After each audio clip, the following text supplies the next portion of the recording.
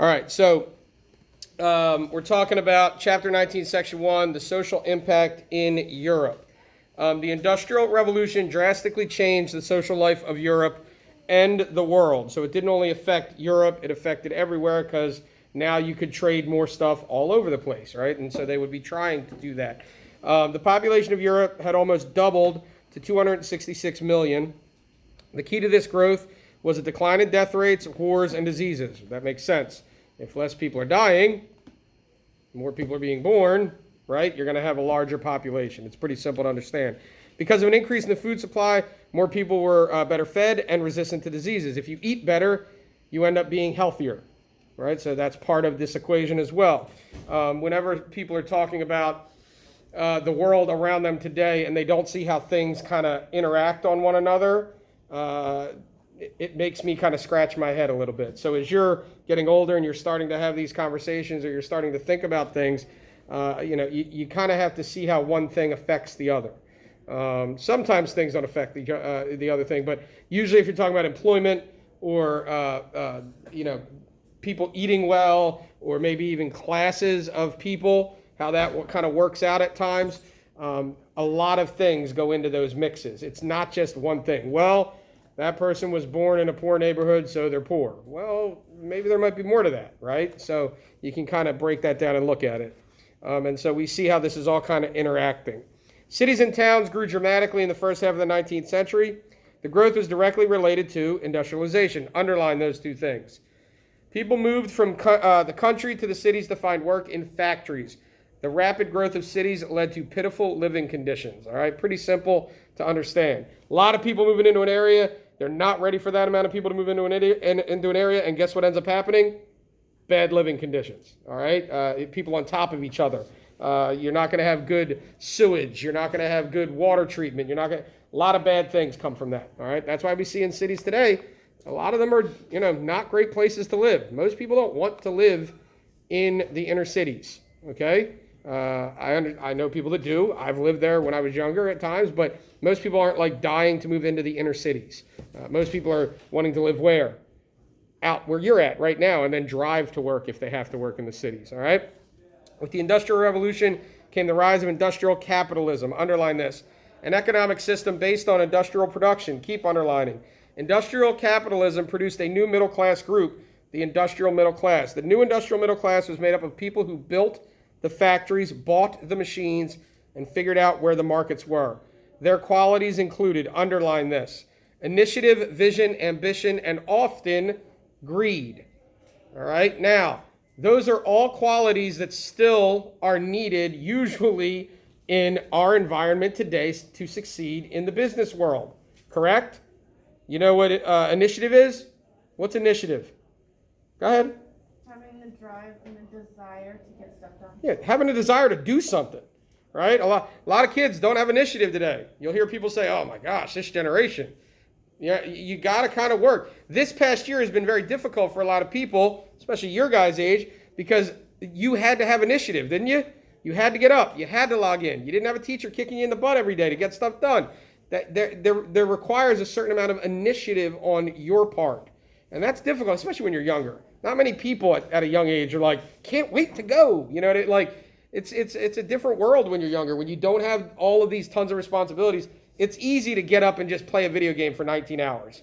Because who cares? You're not really affecting anything. But if you get older and you got to make a living and you don't have initiative, guess what's going to happen? You're not going to have a job. Right? Somebody else is going to want it more than you. Right? How do athletes get good? They don't get good because they sit on the couch, do they? They get good because they want to get better. They work out harder than the next person. They practice longer than the next person, right? Some are just relatively gifted, but most of them bust their butts to be good, to be great, okay? That's what it is in there. Vision, ambition. Ambition and initiative kind of go together, but vision is something that is vastly needed in order to grow a company, right? Vision is, I can see the future, where this is going. Does anybody know how Amazon started? I'm going to bring up Amazon a lot in these conversations. Go ahead. It was a book website, like you could buy books off of. Yeah, you could buy used books off of this guy out of his garage. If I told you that and you had no idea, you'd think I was lying, right? Like you should. Amazon is now the biggest shipping company in the world. The dude is what is he, a trillionaire? I mean, he made so much money over the last year. It's ridiculous. The point is, it started as a bookstore out of his garage. If he only had a vision to have selling books out of his garage be his job, would he be a trillionaire today? No, he wouldn't. Would he be thinking about delivering things via, little machines in the air, flying to you, drones, and dropping stuff off on your porch in an hour? No, that takes vision. It takes forethought. It takes seeing where are things going 3 years down the road and then starting it now when people might look at you and go, you're insane. That's not going to work. And then all of a sudden when it works, you're like, what's next? Right? That's initiative. That's vision. That's being better than the next person who just says, I'm going to get up and work for somebody. Right? A lot of people have been hating on these people that are making these millions and trillions of dollars right now. And they're saying, wow, they should be making all that money.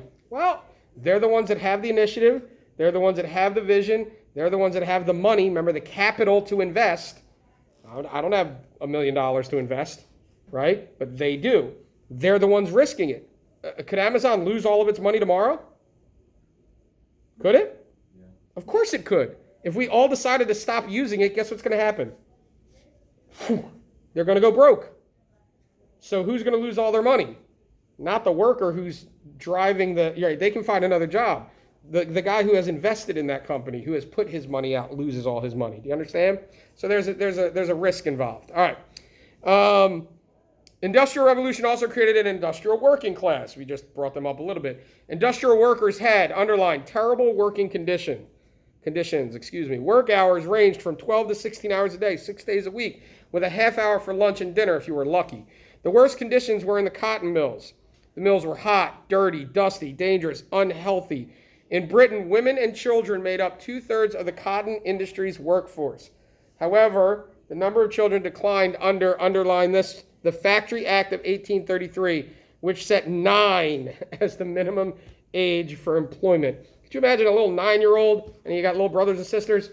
Right, my kids are not 12, they're old, but I remember them when they were 9. I cannot imagine my 9-year-old running around a cotton factory in the heat of summer, climbing in and out of machines to make it work 12 or 16-hour days. They can barely focus on getting their food in their mouth during dinner, right, without being corrected 72 times. So kind of understand what the environment looked like.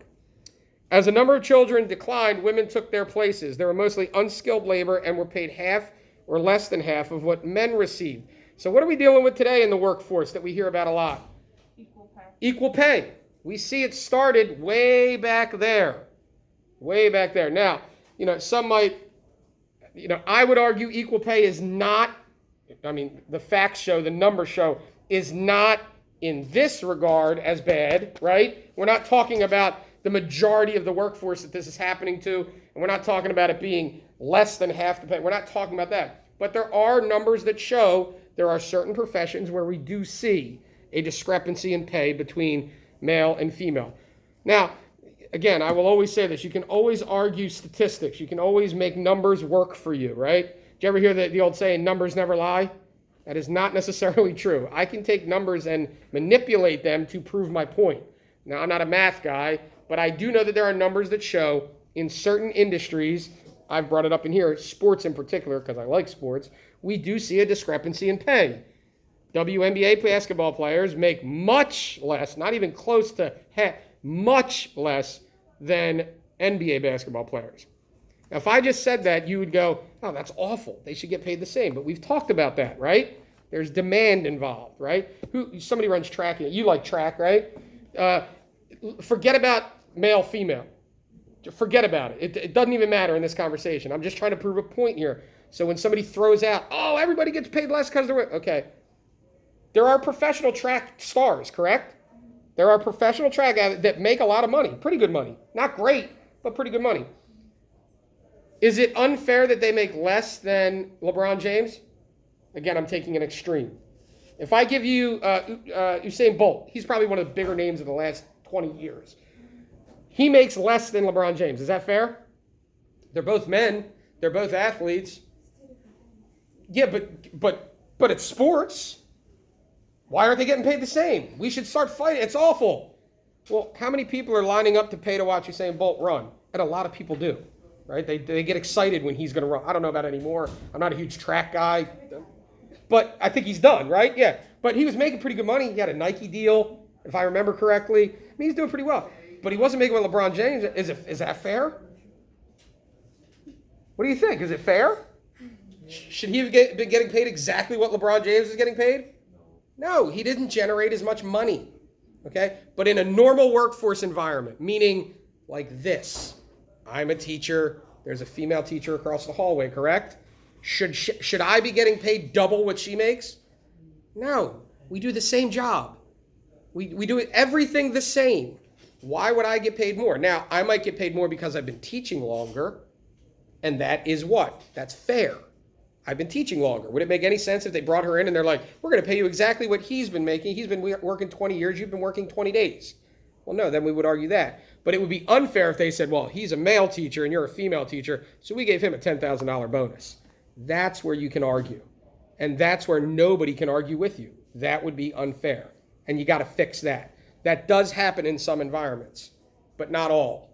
Right? So when you hear people say that it's across the board or the statistics show it's awful, that's not true. Back then, it was. Women never made what men made back then. And that was a problem. You understand? But it has gotten better. Not great, but it has gotten better. Hopefully they fix it in all aspects. But it'll never get fixed in the world of, say, sports. All right? So I cannot stand when people use that and that. It is the worst analogy to use. That, oh, but why don't they make the same? We went over that. What's the one women's sports area that they should get paid more than men? Soccer. I mean, it's without question. How they don't is mind-boggling to me, but it's above my pay grade. Hopefully they'll fix that, all right? Because they make tons more, and they have many more people watch them than their male counterparts when it comes to the Olympic team. All right, so let's keep rolling. The laws that limited the work of children and women gradually led to a new pattern of work. In the cottage industry, husband, wife, children always worked together, which means they worked out of their home. Men were now expected to earn most of the family income by working outside, however. Women took over daily care of the families and performed the lower paying jobs, such as laundry work, which could be done at home. So they would go around to the communities and take the goods and wash them and clean them and then bring them back. In the first half of the 19th century, the pitiful conditions created by the Industrial Revolution gave rise to a movement known as, underline, socialism. All right, we have heard this word if you have tuned into any news source in the last 5 years. All right, probably longer, but I know for the past 5 years, it is on the news ad nauseum, the term socialism. Socialism, please underline, is a system in which society, usually through government, owns and controls some means of production, the natural resources of the factories. Early socialism was primarily the idea of intellectuals who believed in the equality of all people and who wanted to replace competition with cooperation in industry. This is very important. Later socialists called these early socialist utopians because they thought their ideas were impractical dreams. Robert Owen, a British cotton manufacturer, was one utopian socialist. He believed that humans would show their natural goodness, just listen to this, that human beings would show their natural goodness if they lived in a cooperative environment. He formed two communities, yada, yada, yada. The community at New Landmark flourished, but then the one at New Harmony failed. So let's talk about this concept of socialism. How many of you have ever had to cooperate in a group work setting? Meaning, you 4 people pair up and you're going to do this. How well does that go? Most of the time, not good. Sometimes it works well. Maybe you're a person that works well with each other, right? Well, I work well. I like to share. I like to do that.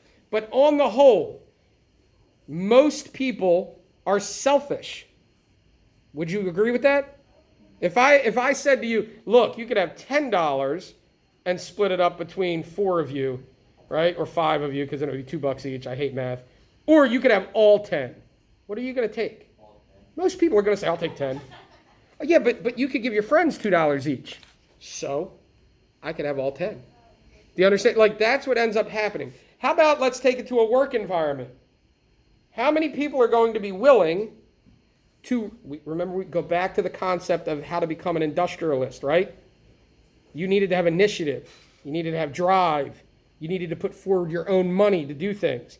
How many people are going to be willing to risk $1 million on a company failing if they have to split all of the money evenly amongst its workers? Meaning, if I own Amazon, all my money went to build it, but yet I have to pay my workers the exact same salary that I make. How many people are going to raise their hand for that, to be the guy that starts that company? But if the company fails, do the workers lose any money? No. Who loses the money? The guy who started the company. Do you see how are there good ideas when it comes to socialism? Sure. Everybody getting equal things. Now I'll ask you, if I get up every morning and I work really hard, and you get up every morning and play a video game, should you get exactly what I get? See, when I put it in those terms, you kind of go, no, that's... But if I flower it up a little bit with a lot of, yeah, but that person needs this, and that, again, people need help. That's not the argument. People can use help. Anybody will, any nice human being would say, sure, help people. But when it comes down to the government owning everything, every company, and doling out where that money goes, you will quickly, in my opinion, and this has shown true throughout all of history, whenever a government uses socialism as their means of economy, usually it fails miserably and in very bad fashion. All right, the working conditions get worse. People begin to not go to work. People begin to say, why work if I'm not going to be able to move ahead? Why do people normally try to move ahead? To make more what? To make a better life for themselves, to make more money, to help it, right? If you were told, well, you're only ever going to make exactly what everybody else makes, how hard are you going to work? Right. Am I saying socialism is the worst thing? No. There are good aspects of healthcare for all is a socialist idea. Is healthcare bad? Nope, it's awesome. Anybody get sick and like seeing a doctor? Yep. If I'm sick, I want to see a doctor, right? I would hope that it's not going to cost me $4 million to see a doctor. So healthcare for all is a good thing. If there's a human being in this world that would say you don't deserve healthcare, that is a grotesque individual, right? That's a disgusting person. That person shouldn't get healthcare. They can't afford it. No, that's a human being. And they're sick or they are hurting. Or are you insane? Do you understand what I'm saying? So that attitude of everyone should have healthcare is a great idea. It's a great idea. You have to pay for it. How do you pay for it? I don't know. That's above my pay grade. I could give you ideas, but I also don't have to put it in practice. It's very easy to talk and say, whoa, this would work, this would work. There are countries that have tried it. Canada, great country, right? It's a good country. It has good things going on. Has universal health care. If you talk to some people, it's amazing. If you talk to others, they'll say they needed a CAT scan to figure out if they had cancer for 7 months. I can go on my phone right now and get a doctor's appointment tomorrow because of how our healthcare works. Is our healthcare system perfect? Far from it. But I don't have to worry about if I'm going to get healthcare, right? I can go and get it. But can everybody get it? That's the problem. So that's a good socialist attitude. So there are positives when you pick and choose parts of it. But again, you still have to... Anybody know what happened the other night? The president spoke. Anybody listen to any of it? You should have. He's your president. I'm joking. At your age, I probably wouldn't have either. But he got up and he spoke for like an hour and a half, which is a long time for a president to speak. Any president, not just him. They usually speak about 25 minutes and they're done. In, out, boom, bang, guy, see ya. All right. He got up and he spoke for an hour and 25 minutes. And the majority of what he talked about was spending. Why? Because when you want things, they cost money. Stimulus checks just went out. That's money. That money has to come from somewhere. That's a socialist attitude, which just happened over the past year. I always love when people go, I hate socialism. Did you like your stimulus check? Yep. Huh, that's interesting, because that is socialism. The government gave out money. It's got to come from somewhere, right? Are the stimulus checks positive? Yeah, they were good. They helped a lot of people. But guess what? The bill comes due.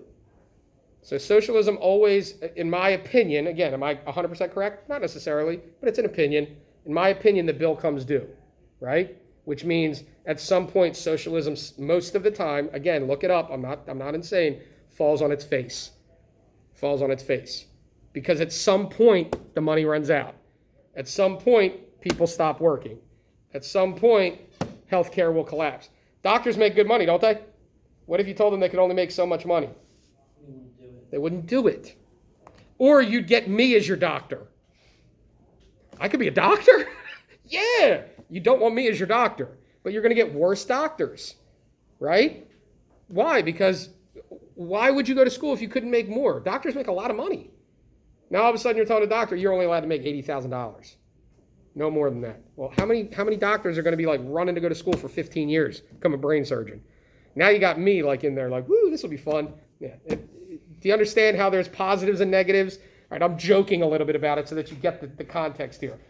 Most governments crumble, or their cultures crumble under socialism.